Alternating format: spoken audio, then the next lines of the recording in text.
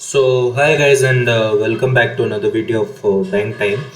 आज हम दो फॉर्म्स के बारे में डिस्कस करने वाले हैं जिनका नाम है indemnity bond and surety bond. Last video में काफ़ी सारे कमेंट्स आ रहे थे मेरे पास में कि हमें 12th को या 13th को इंडेमनिटी बॉन्ड या फिर श्योरिटी बॉन्ड जो है वो हमें सबमिट करना है, तो उसको किस तरीके से फिलअप करना है वो आप एक बार बता दीजिए। तो उसी के रिगार्डिंग ये आज की वीडियो है, इसको एंड तक ज़रूर से देखना। सारी इन्फॉर्मेशन जितने भी फॉर्म फिलअप करने के लिए चाहिए वो सारी इसके अंदर मैं प्रोवाइड करूँगा आप लोगों को, ठीक है ना। तो कई लोगों को जैसे ज्वाइनिंग के टाइम पे सबमिट करना है, कई लोगों को अभी 12th या 13th को या 15th को ये फॉर्म सबमिट करना है अपने ज्वाइनिंग से पहले। तो आज देख लेते हैं सारे जितने भी फॉर्म्स हैं हमारे श्योरिटी बॉन्ड से लेके इंडेमनिटी बॉन्ड, किस तरीके से क्या इनका प्रोसीजर रहेगा। एक जो स्टाम्प से रिलेटेड डाउट है वो भी आज सारा क्लियर कर लेते हैं। ओके, तो स्टार्ट करते हैं वीडियो को। तो सबसे पहले यहाँ पे मैं श्योरिटी बॉन्ड को लेके आया हूँ। तो श्योरिटी बॉन्ड में आपको क्या करना है, श्योरिटी बॉन्ड है क्या एक्चुअल में। तो श्योरिटी बॉन्ड एक्चुअल में आपको एक पर्सन जो आपकी गारंटी ले सके कि आप अगर 3 लाख रुपए का बॉन्ड जो भर रहे हो, अगर आप उसको पे नहीं कर पाते हो तो जो कॉरपोरेशन है वो किस इंसान से उस अमाउंट को रिकवर करेगी, उसके लिए श्योरिटी बॉन्ड फिलअप किया जा रहा है। तो जो भी एक रिलायबल पर्सन होगा उसके बेसिस पे ये सारा आपका श्योरिटी बॉन्ड फिलअप होगा। तो कोई भी एक पर्सन जो रिलायबल पर्सन हो उसके बेसिस पे आप इस श्योरिटी बॉन्ड को फिलअप कर सकते हो, ठीक है ना। तो आपको एक जैसे जो आपके नेम होगा जो श्योरिटी बॉन्ड के लिए जो आपको फिल करेंगे, ठीक है ना, जो आपको श्योरिटी बॉन्ड फिल करके देंगे उनका नेम यहाँ पे आ जाएगा, उनका जो एड्रेस है वो एड्रेस यहाँ पे आ जाएगा। उसके बाद में मोबाइल नंबर है, जो मोबाइल नंबर आपको यहाँ पे उनका फिलअप करना है। उसके बाद जो ईमेल आईडी है, ईमेल आईडी यहाँ पे आ जाएगी। और जो ऑक्यूपेशन है उनका, जो आपकी गारंटी ले रहे हैं, जो बॉन्ड अमाउंट की गारंटी ले रही है, उनका जो ऑक्यूपेशन है वो ऑक्यूपेशन यहाँ पे आ जाएगा। उनकी डेट ऑफ बर्थ जो है वो आ जाएगी। एनुअल इनकम आप लिखना चाहो तो लिख दीजिएगा, अदरवाइज कोई ऐसा बड़ा इशू नहीं है। एनुअल इनकम आप स्किप भी करना चाहें तो स्किप कर सकते हैं। जो पैन नंबर होगा, पैन नंबर यहाँ पे आ जाएगा, पैन नंबर आप लिख देना। उसके बाद में आधार नंबर उनका आ जाएगा। और ये बेसिकली आप यही मान के चलो कि ये फॉर्म निकलवा के और उन श्योरिटी को या गारंटर जो भी आपकी गारंटी ले रहे हैं उनको आप ये दे दीजिएगा। वो सारी डिटेल्स जो है अपने फिलअप करके दे देंगे। अगर फिर भी आपका डिपार्टमेंटल या डिविजनल ऑफिस कहता है कि नहीं, इनकी एनुअल इनकम जो है वो आप लेके आओ, तो उस केस में जो आईटीआर फिलअप करते हैं वो उस आईटीआर के बेसिस पे ही आपको जो एनुअल इनकम है वो फिलअप करनी पड़ेगी, ठीक है ना। उसके बाद में जो आपके सिग्नेचर है, श्योरिटी के सिग्नेचर आ जाएंगे यहाँ पे, और जो उनका प्लेस है प्लेस आ जाएगी, और डेट जो है वो डेट यहाँ पे फिलअप हो जाएगी, ठीक है ना। तो ये सारा पूरा तो प्रोसेस हो गया। जो श्योरिटी आपकी गारंटी लेंगे, आप जो भी पर्सन आप सोचते हो, आपके फादर नहीं हो सकते, ठीक है, आपके मदर फादर या जो ब्लड रिलेशन है वो नहीं हो सकता। कोई ऐसा बंदा होना चाहिए जो कि आपके ब्लड रिलेशन में नहीं हो, वो आपकी श्योरिटी जो है वो ले सकता है। और इसके बारे में आपको मैं कंफर्म करके बता दूंगा, बट मुझे जहाँ तक पता है कि आपके जो ब्लड रिलेशन में हैं वो आपके श्योरिटी वाले नहीं हो सकते हैं, ठीक है। उसके बाद में बात करते हैं हम लोग की श्योरिटी का एक जो फॉर्म यहाँ पे दे रखा है उस फॉर्म से रिलेटेड, ठीक है ना। अब इस फॉर्म के अंदर आपको क्या क्या करना है। अब इस फॉर्म के अंदर आपका ये दिया हुआ है कि is prepared for the 3 lakh रुपए। यहाँ पे मैंने रेड से मार्क कर रखा है जो जो आपको इन्फॉर्मेशन जो है जो आपको फिलअप करनी है। तो यहाँ पे आपका नाम आ जाएगा, ये आप के फादर का नाम जो है वो यहाँ पे आ जाएगा। ओके, तो यहाँ पे करने के बाद में फिर उसको जो श्योरिटी आपके गारंटर जो है उनको लिखना है, बताना है कि भाई आपका रिलेशनशिप एडीओ जो आप हैं उनके साथ में आपका रिलेशनशिप उनका क्या है। उनका जो फोटो आईडी प्रूफ है वो लगेगा, उनका प्रेजेंट ऑक्यूपेशन है वो लगेगा, प्रेजेंट एड्रेस, परमानेंट एड्रेस, उनका फोन नंबर, और उनका जो भी इनकम सोर्स होगा वो लगेगा इसके अंदर। आप इसको ब्लैंक छोड़ना चाहो तो छोड़ सकते हो। अप्रोक्सीमेटली मंथली इनकम भी आप ब्लैंक छोड़ देना, ये प्रॉपर्टी वाला भी ब्लैंक छोड़ देना, और 9th वाला भी छोड़ देना, ठीक है। तो 6 नंबर पॉइंट तक जो इंपॉर्टेंट है वो इंपॉर्टेंट है, बाकी उसके बाद में आप स्किप कर सकते हो, वो कोई जरूरत नहीं है 6th पॉइंट के बाद में, ठीक है। I do here bye assure the corporation that I have thoroughly understood and correctly answered the above questions, declare that, ये आपकी यहाँ पे जो प्लेस जो भी सिटी है वो यहाँ पे आ जाएगा, डेट आ जाएगी, और आपका मंथ जो भी है वो आ जाएगा। अब इसके अंदर विटनेस जो है, ये विटनेस वाला पार्ट बहुत इंपॉर्टेंट है। विटनेस वाला पार्ट बहुत इंपॉर्टेंट क्यों है, एक सेकंड रुको, मैं चार्जर लगा के फिर आपको बताता हूँ।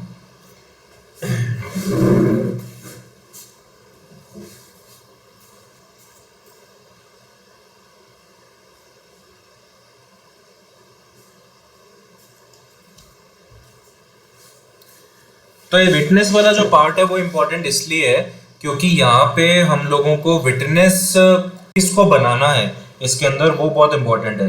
जो श्योरिटी के लिए विटनेस बनेगा वही सबसे ज्यादा इंपॉर्टेंट चीज है। तो विटनेस आपको यहाँ पे जैसे कोई भी आपके जैसे जैसे सपोज आप रूरल एरिया से बिलोंग करते हैं तो आपके ग्राम पंचायत या ग्राम पंचायत के जो विलेज डेवलपमेंट ऑफिसर हैं या आपके जो स्कूल हैं वहाँ पे स्कूल के जो प्रिंसिपल हैं वो हो सकते हैं, ठीक है। या आपके जो खुद पंचायत हैं जो सरपंच हैं, सरपंच आपके यहाँ पे बन सकते हैं। जो विटनेस है वो यहाँ पे बन सकते हैं जो श्योरिटी के विटनेस है। अगर आप अर्बन एरिया में रहते हैं तो कोई प्रॉब्लम है ही नहीं, जो आपके एडवोकेट हो सकते हैं वहाँ पे या फिर गजेटेड ऑफिसर कोई भी, ठीक है। आपके हाई स्कूल के प्रिंसिपल या कॉलेज के प्रिंसिपल ये सारे जो है या फिर डेवलपमेंट ऑफिसर जिन्होंने अपने 5 साल की सर्विस कंप्लीट कर ली हो वो यहाँ पे आपके श्योरिटी के विटनेस जो है वो यहाँ पे आपके बन सकते हैं, ठीक है ना। तो श्योरिटी के विटनेस के लिए यहाँ पे डिटेल भी दे रखी है कि सी ऑफ म्युनिसिपैलिटी, तो म्युनिसिपैलिटी का कोई ऑफिसर हो गया या जस्टिस ऑफ पीस हो गए, मजिस्ट्रेट या commissioner of force, notary public, collector या फिर जज या फिर headmaster of the high school या ऑफिसर और सुपरिटेंडेंट और क्लास 1 ऑफिसर, ठीक है। और डेवलपमेंट ऑफिसर भी हो सकता है, बट ये होना चाहिए कि यहाँ पे 5 years as a development officer उन्होंने काम अपना जो है कंप्लीट कर लिया हो, ठीक है ना। सो ये विटनेस की हमने पूरी की पूरी बात कर ली कि यहाँ पे विटनेस कौन कौन आएगा, ठीक है। और उनके सिग्नेचर यहाँ पे हो जाएंगे, उनका नेम आ जाएगा, एड्रेस आ जाएगा, स्टाम्प जो भी लगवाना चाहो आप यहाँ पे स्टाम्प, सिग्नेचर की जगह यहाँ पे स्टाम्प आ जाएगी। और इस सिग्नेचर ऑफ श्योरिटी जो भी श्योरिटी पर्सन है वो आपके यहाँ पे श्योरिटी पर्सन आ जाएंगे, ठीक है ना। अब उसके बाद में एक बात कर लेते हैं कि भाई इंडेमनिटी बॉन्ड जो है, इंडेमनिटी बॉन्ड का क्या है, इंडेमनिटी बॉन्ड में किस तरीके से हमें करना है। ओके, तो इंडेमनिटी बॉन्ड के बारे में बात कर लेते हैं। अब देखो इस इंडेमनिटी बॉन्ड में हम लोगों को क्या क्या चीजें फिलअप करनी है। सबसे पहले तो मैं आपको बता देता हूँ कि 500 रुपए के स्टाम्प पे आप जब जो अपने कचहरी होती है, कचहरी के वहां पे जाएंगे तो वहां पे जो भी नोटरी बैठे होते हैं या जो टाइपिस्ट बैठे होते हैं वहां से आप उनको बोल दीजिए कि भाई 500 रुपए का स्टाम्प वहां से आप ले लीजिए। 500 रुपए का स्टाम्प लेने के बाद में ये जितना का जितना मैटर आपको यहाँ पे दिख रहा है इंडेमनिटी बॉन्ड के अंदर, जिनका भी जो बॉन्ड लेटर है वो आया हुआ है, वो सारा का सारा जो बॉन्ड ये है आपको ये सारा प्रिंट करवा लेना है 500 रुपए की स्टाम्प पे, ठीक है ना। तो ये आपको यहाँ पे ये तो मैंने आपके रेफरेंस के लिए समझाने के लिए लिखे हुए हैं। तो आपके पास में प्लेन सिंपल जो फॉर्म है वो आया होगा, वो आपको एज इट इज प्रिंट करवा लेना। उसके बाद में आप ऊपर से अपना पेन लेके और ये सारी डिटेल जो है वो फिलअप कर सकते हो, जो भी सिग्नेचर वगैरह है वो आप यहाँ पे कर सकते हो, ठीक है ना। तो यहाँ पे आपको जो आपकी प्लेस है, सिटी है, वो यहाँ पे फिलअप करनी है। उसके बाद में यहाँ पे डेट आ गई आपके पास में, ओके। एंड बिटवीन जो आपका नेम है, जो कैंडिडेट है वो आपका जो नाम है वो आ जाएगा, आपके फादर का नाम आ जाएगा, एंड यहाँ पे जो एज है वो आ जाएगी, और एड्रेस जो है वो एड्रेस आपको यहाँ पे लिख देना है, ठीक है। तो आपका यहाँ पे एड्रेस आ गई, एज आ गया, नेम ऑफ द कैंडिडेट आ गया, प्लेस आ गया, और उसके बाद में डेट आ गई, ठीक है ना। अब यहाँ पे क्या क्या चीजें इंपॉर्टेंट दी हुई है वो मैं आपको बता देता हूँ कि जो फर्स्ट पार्टी है वो आप हो गए और जो सेकंड पार्टी है वो LIC कॉर्पोरेशन हो चुकी है। तो जो जो कंडीशन फर्स्ट पार्टी के लिए दे रखी है वो आपको यहाँ पे फिलअप करनी है, या जो सेकंड पार्टी के लिए बता रखी है। अभी जो फर्स्ट पॉइंट है ये कोई काम का नहीं है, तो आप इसको छोड़ सकते हो, ये फर्स्ट पॉइंट किसी भी काम का नहीं है, ठीक है ना। तो इसको एज इट इज छोड़ दीजिए आप। सेकेंड पॉइंट पे अपन डायरेक्टली चलते हैं। तो सेकेंड पॉइंट पे अपनों को ये दे रखा है कि भाई यहाँ पे जो प्रोबेशन है वो आपका मिनिमम जो है 1 ईयर तक के लिए रहेगा, ठीक है। तो यहाँ पे आपको साफ क्लियर कर रखा है, completion after successful completion of apprentice period. अब अप्रेंटिस पीरियड का मतलब ये हो गया कि जितने टाइम आपकी जो है ट्रेनिंग है वो ट्रेनिंग चलेगी वो आपका अप्रेंटिस पीरियड हो जाएगा, और उसके बाद में आपका मिनिमम 1 ईयर का प्रोबेशन जो है वो आपका यहाँ पे स्टार्ट हो जाएगा, ठीक है ना।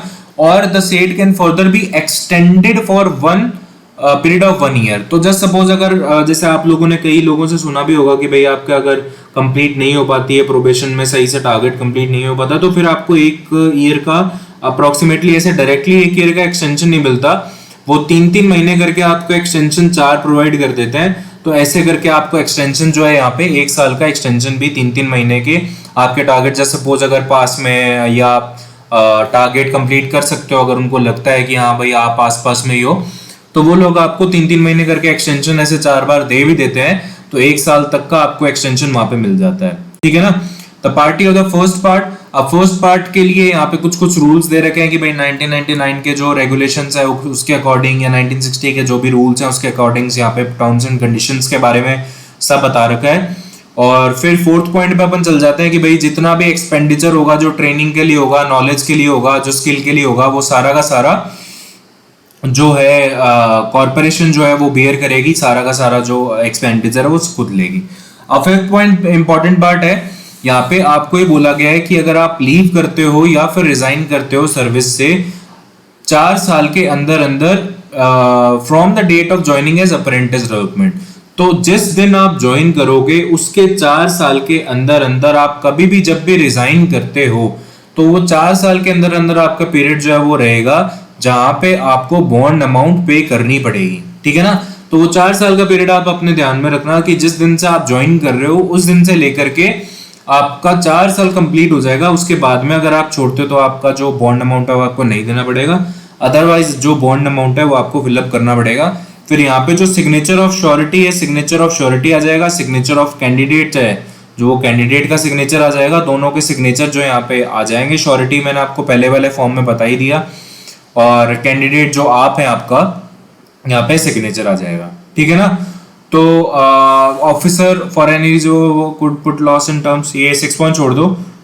7 पॉइंट पे आ जाते हैं कि जब भी आप लीव करते हो या रिजाइन करते हो, ठीक है, 4 इयर्स के पीरियड के अंदर अंदर, तो the first part and with in the name of surety do hereby for themselves, their heirs, executors or administrators covenant with the corporation, its successors, and assigns that the said party of the first part and within name surety, name heirs, executors undertake and bind to pay corporation the liquidated damages, ठीक है ना।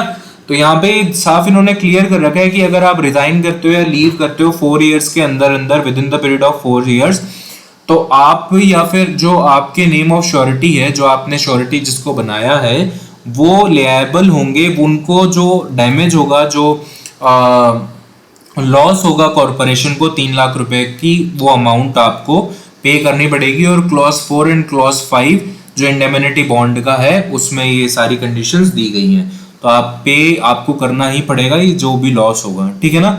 उसके बाद में बोल रखा है कि I along with my heirs executive administration and assigns also agree that in the event of my failure or omission to pay the same amount of the corporation, it will also be open to the corporation to recover the same from any money due and payable to me by the corporation, ठीक है ना, to me by the corporation। तो मतलब इसका ये है कि मैं ये एग्री करता हूँ कि अगर मेरा फेलियर या ओमिशन होता है, अगर मैं कॉर्पोरेशन को पे नहीं कर पाता हूँ, तो it will also be open to the corporation to recover the same from any money, ठीक है ना। तो मतलब कॉर्पोरेशन को आप एक तरीके से अधिकार दे रहे हो कि आप जो अमाउंट है वो रिकवर कर सकते हो हमसे। तो 8 पॉइंट में सिंपल सा ये। तो मेन पॉइंट यही है, देखो कि एक तो 4 इयर्स वाला जो पार्ट था वो आपका मेन पार्ट हो गया, ठीक है ना, और इसमें अप्रेंटिस आपका मिला के होगा, और आपके जो 1 ईयर का प्रोबेशन है वो हो गया, और एक्सटेंडेड 1 ईयर का प्रोबेशन जो आपको है वो बता दिया। इसके अलावा और कोई इंपॉर्टेंट नहीं है। इसके बाद में आपको यहाँ पे signed and delivered by the name with in, तो यहाँ पे आपका नेम आ जाएगा, और यहाँ पे आपका वापस से नेम, आपका एडीओ कोड जो है वो यहाँ पे आ जाएगा, साइन यहाँ पे आपका सिग्नेचर आ जाएगा, आपका प्लेस और डेट यहाँ पे आ जाएगी। उसके बाद में श्योरिटी जो है वो श्योरिटी के सिग्नेचर आपको यहाँ पे वापस से करवाने पड़ेंगे। यहाँ पे आपके नेम आ जाएगा, श्योरिटी का कॉन्टैक्ट नंबर और एड्रेस आ जाएगा। अब यहाँ पे आपको वापस से 2 विटनेस लेने पड़ेंगे, जैसे कि अपन ने एडीओ श्योरिटी फॉर्म के अंदर देखा था कि यहाँ पे विटनेस जो है आपको प्रिंसिपल हाई स्कूल या फिर कोई गजेटेड ऑफिसर की जरूरत पड़ रही थी, यहाँ पे उसको आपकी स्टाम्प लगवानी पड़ेगी। बट यहाँ पे विटनेसेस के लिए जो भी आप विटनेसेस 2 लोग हैं यहाँ पे, आपको इनकी गजेटेड ऑफिसर या इनकी कोई जरूरत नहीं है। आप अपने आस पड़ोस या जानकारी में जो भी आपके कोई फैमिली मेंबर है, जो भी पर्सन है, उनको आप विटनेस बना के यहाँ पे आप उनके सिग्नेचर या नाम, एड्रेस, जो भी कॉन्टैक्ट नंबर है आप लगा सकते हैं। यहाँ पे कोई गजेटेड ऑफिसर, कोई हाई प्रिंसिपल या उस तरीके के कोई क्लास 1 ऑफिसर की जरूरत नहीं है। वो आपके जो श्योरिटी के लिए जो आपका फॉर्म फिल होगा, जो श्योरिटी आपकी देगा, उसके अंदर ही सिर्फ आपके ये जो सिग्नेचर है, ये सिग्नेचर आपका फिलअप होगा। तो यहाँ पे मैंने आपको श्योरिटी का जो एक फॉर्म था वो आपको बता दिया, जो श्योरिटी फिलअप करेगा। उसके बाद में एक और जो श्योरिटी का फॉर्म था वो मैंने आपको सारा का सारा डिटेल में बता दिया, और इंडेमनिटी बॉन्ड के बारे में भी अपन ने डिस्कस कर लिया।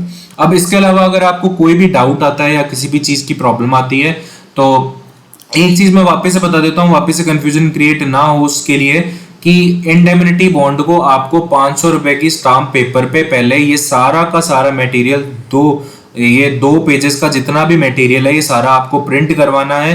प्रिंट करवाना है मतलब वो टाइप करके आपको देगा, पूरा का पूरा सारा मटेरियल आपको टाइप करके देगा टाइपिस्ट। तो ये 500 रुपए की स्टाम्प पे आपको ये सारा प्रिंट करवा लेना है, और उसके बाद में 500 रुपए की आप टाइप करवाना चाहो, प्रिंट करवाना चाहो, जैसे भी आपको वहां पे जाके पता चल जाएगा, नोटरी के पास में आप जाओगे तो उसके बाद में आप ये सारी की सारी जो डिटेल्स है यहाँ पे फिल कर सकते हो।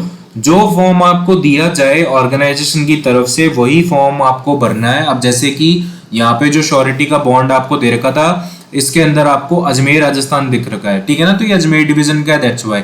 तो आपको जिस भी डिवीजन का होगा उस डिवीजन के हिसाब से, और ये जो मैंने रेड कलर में कर रखा है ये मैंने रेफरेंस के लिए कर रखा है कि भाई आपको कौन कौन से यहाँ पे भरने हैं। इन फॉर्म, ओरिजिनल फॉर्म के अंदर ये सारी चीजें नहीं दे रखी, तो आप इस फॉर्म को प्रिंट मत करवा लीजिएगा, ठीक है ना। यहाँ पे इस तरीके से, ये तो मैंने सिर्फ आपको रेफरेंस के लिए दे रखे हैं। जो आपको ओरिजिनल फॉर्म डिविजनल ऑफिस की तरफ से मिलेगा आपको वही प्रिंट करवाना है 500 रुपए की स्टाम्प पे, और उसी को सिग्नेचर वगैरह करवा के उसको सबमिट करना है, ठीक है ना। तो ये सारी चीजें मैंने आपको सारी क्लियर कर दी।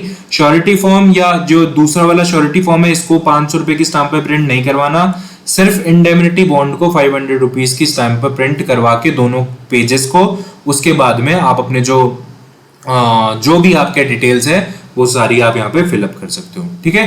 सो आज की वीडियो के लिए इतना ही। आपको वीडियो अगर अच्छी लगी हो तो जरूर से चैनल को सब्सक्राइब कर लीजिएगा, एंड आपको वीडियो अच्छी लगी तो लाइक कर देना, सपोर्ट मिलता है थोड़ा सा। एंड मिलता है नेक्स्ट वीडियो के अंदर। आपको कोई भी डाउट हो किसी भी तरीके का तो आप कमेंट सेक्शन में जाके कमेंट कर सकते हैं, जो भी आपका डाउट हो। मैं डेफिनेटली ट्राई करूंगा कि मैं उसको सॉर्ट आउट कर सकूं, ठीक है। सो मिलते हैं नेक्स्ट वीडियो में, तब तक के लिए bye. All the very best for your joining, all the very best for your preparation for upcoming exams, and have a nice day. Bye.